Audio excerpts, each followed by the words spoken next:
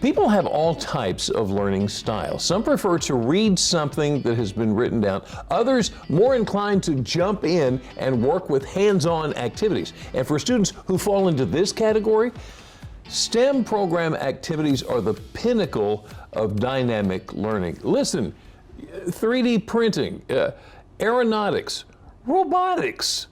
So, with us this afternoon, I want to introduce to you, he can expand on these topics and more. This is Bradley Hartley. Bradley Hartle is the 4-H STEM educator with UMES Extension. Thank you for joining us this afternoon. Thank you for having me. So, we talk about STEM a lot, and sometimes we get lazy and just refer to it as STEM.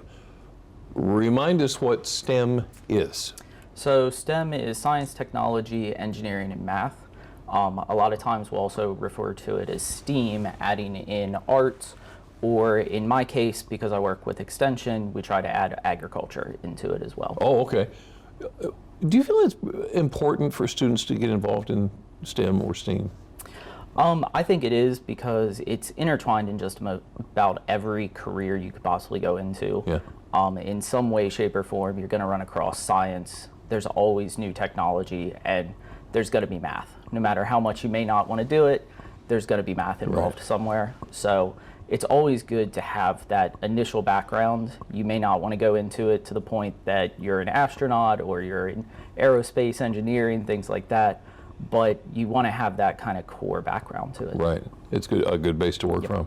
So what kind of activities do the students get involved in? So with our STEM festival that's coming up, it's going to be all kind of exhibitor style tables, and people from NASA Wallops Island, they're going to have education staff there talking about some of the cybersecurity technology for astronauts. Assateague State Park will be there, a couple of the different departments with UMES. So it kind of runs the gambit of local organizations, but then also different departments at UMES. Wow, you got this covered. All right, so tell us what you brought. Tell us about this toy, a paper circuit? Yeah, so this is what we call paper circuits, just kind of to show you one that I've already done. So this is just a simple circuit, and what you use is copper tape. And so copper tape, it has a conductive element to it with the copper, but then it also has an adhesive that allows that conductivity to go through. And then you have a battery, so a larger watch battery, and then you want to have a LED light diode. Okay, all right. So in this case, this is just a blank template that you can use. It kind of outlines where all you're going to go, okay, where you're going to put the light, everything like that. Oh yeah, all right. But then after you put the battery in, you've got the light in place, and put the tape, when you close the circuit, the light then comes on. So if you put a paper clip here on the end, it can stay on, or you can have it kind of a switch that goes on and off. But it's kind of that, it's a really simple, pretty low amount of resources to get to do it. You don't have to worry about setting anything on fire or electrocuting yourself or anything. This one is an example that I made with an art teacher. So we kind of did a collage, and we're going to test whether it wants to work today. Of course you don't want to. So it's got a slider that as long as it hits in the right spot, I got to push on it today, but it'll light up when I slide it off, it disconnects. Right. So it adds that element on the back of having the slider and the piece of tape that crosses the circuit. So do you see students, forgive the pun, light up? Do they get excited when they see something like this?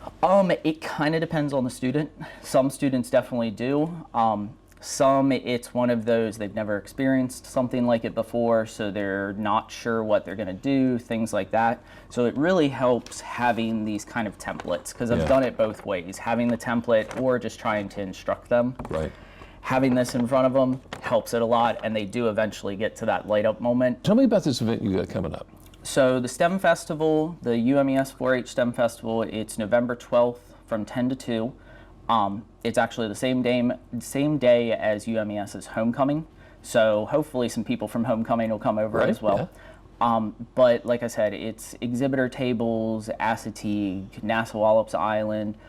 It's open to the public from 10 to 2, so they can just come in, spend 15 minutes going between the tables, seeing what different departments at UMES, different organizations offer for, say, camps or career opportunities or things to study. Or they can be there all day if they want to. It's on campus. It's in the Engineering Aviation Science Center. Okay. So it's one of the newest buildings. Well, Bradley Hartle, thank you so much. Good grief, this got me excited, and I don't see how some students couldn't get excited about it. So thank you very much, and thank you for everything you do. Thank you. Because this is really awfully cool.